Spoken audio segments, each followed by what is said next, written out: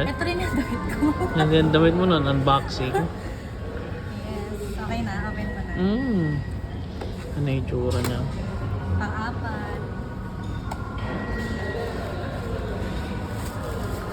Ang ganda ng papel. Kala ko nga ano yan eh.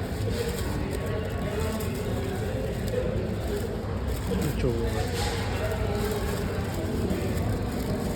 Ay, ang ganda. Ang ganda. Mermaid.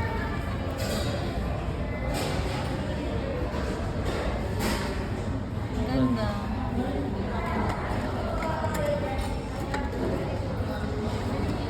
Kakulay ano siya. Oh, may kulay sa loob.